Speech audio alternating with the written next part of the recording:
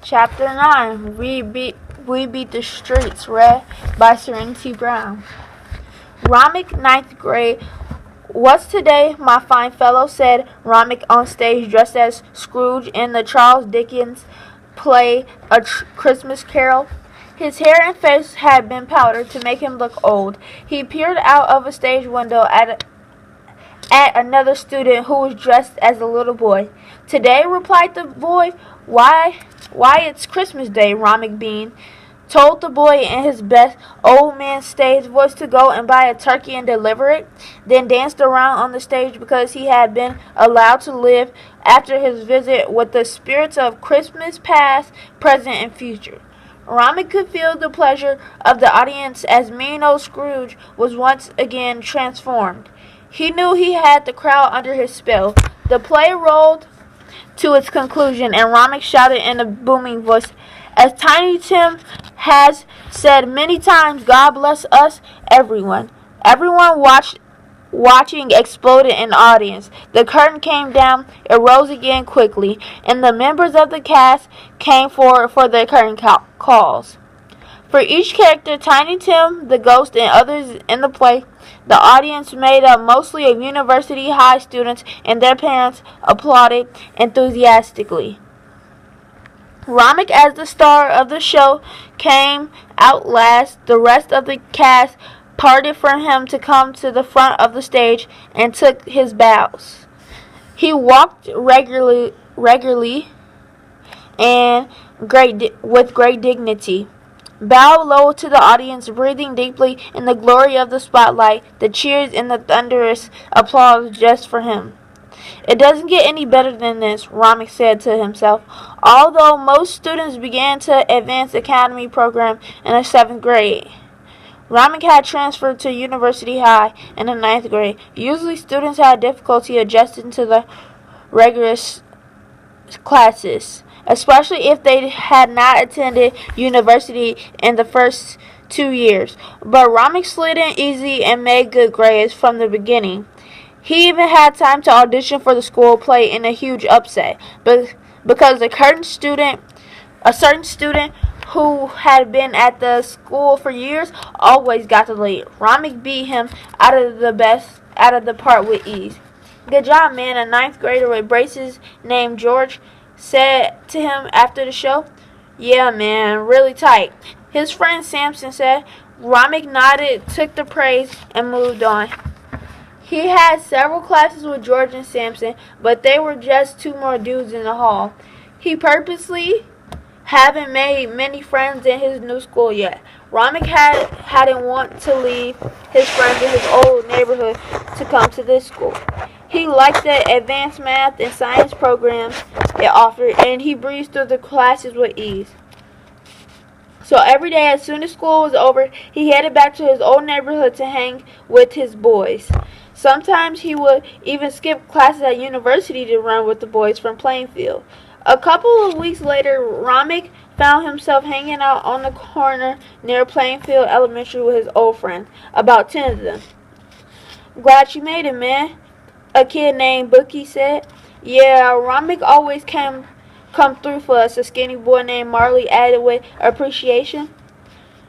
What we gonna do today? Bookie asked. Sean, who had done time in juvenile detention, who, as had Marley said with a bravado. We're going down to Arlen Avenue and whip somebody's butt. Nobody asked why. It might have something to do with the comment one of the Arlington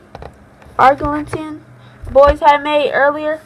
It didn't really matter. They didn't need much reason to fight. Ramek and the other boys put their hands in their pockets and surrendered down the street of Plainfield, looking for trouble, looking for someone to beat up. When they got to the bus stop, several of the Arlington street boys yelled at them for cars driven by older kids, perhaps his older brothers. Ramek and his boys finally Ramek said, you think you so bad, why don't you get out of them cars and do something? The 8th Street kids, about 10 of them, jumped out of the cars and proceeded to punch and roll with Romick and the Plainfield boys. Everybody squared off with one person, and the brawl began. One kid, a big guy with missing teeth, threw a punch at Romick, who ducked, then darted back up, swung hard, and popped the kid in his face. The boy fell to the ground, another tooth dangling from his already broken mouth. He jumped up then, anger and fire in his eyes, and began to chase Romick and his friends. Just then, the city bus lumbered up to a stop and the door opened. Romick and his friends, anxious to get away in the hurry, jumped on the bus. It pulled away in the hiss of exhaust fumes. "Woo, that was close," Romick said, rubbing his fist. Punching that kid in the mouth had cut and bruised the back of his hand. "It ain't over yet," Marley said. They're getting in their cars and chasing the bus. Romick peered out the bus window. Sure enough, the A boys looked angry enough to kill. Were speeding behind the bus, which was pulling up to the next stop. Bookie ran to the front of the bus and begged the bus driver, "Man, you can't let them kids on the bus. They're going to kill us." The bus driver, angry that these kids had considered to be hoodlums, were using his bus as a part of their fight, retorted, "I'm not allowed to refuse any ride on this bus. You kids take your fights and your foolishness elsewhere. You're endangering hard-working folks who just want to get home from work." The bus lumbered to a stop. The door opened. The kid that Romick had punched in the mouth was the first to board. He waved a $50 bill. This is for me and my 15 buddies," he said definitely to the bus driver. The driver looked at what was becoming a dangerous situation and said, "I don't have change for a 50 cent. The boy just said, "Keep the change. I don't want to ride your bus anyway. I want these punks you got riding on it." He grabbed Marley and tried to pull him off the bus, but Marley held on as tight as he could to the bus pole. Romick and Bookie at the others pulled Marley's legs to get him back. The A boys jumped off the bus then, and the bus sped off. Romick and the others sat quietly, trying to catch their breath and wondering what would happen when the bus reached the end of the line.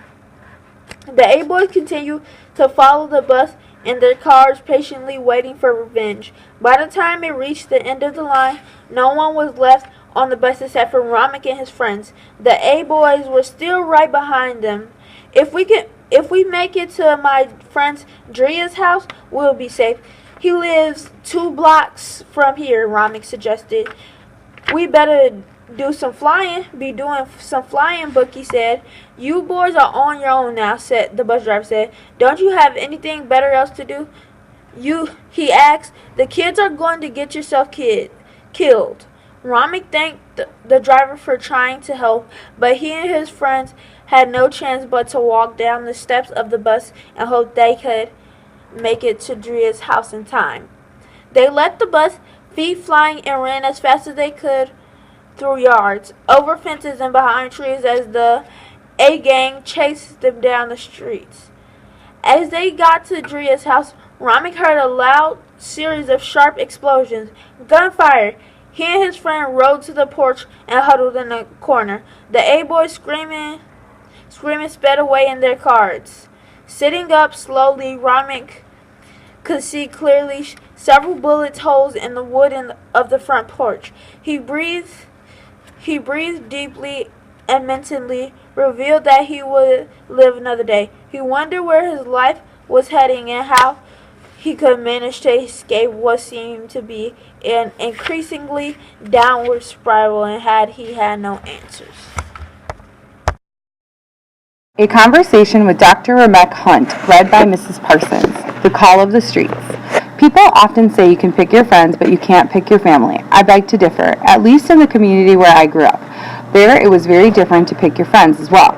We forged bonds with those who live around us. We had no other choice. Unfortunately, there was a lot of negative peer pressure in my neighborhood, so much so that it became the norm to do the wrong thing instead of the right thing. It was what your peers expected of you. If you did not conform, you might be labeled not cool. When I was a teenager, I often found myself getting involved in dangerous and foolish activities, just so I'd fit in with those around me. I did a lot of things my gut told me I shouldn't do, things I really didn't want to do. That's why I think it's important to talk about these issues.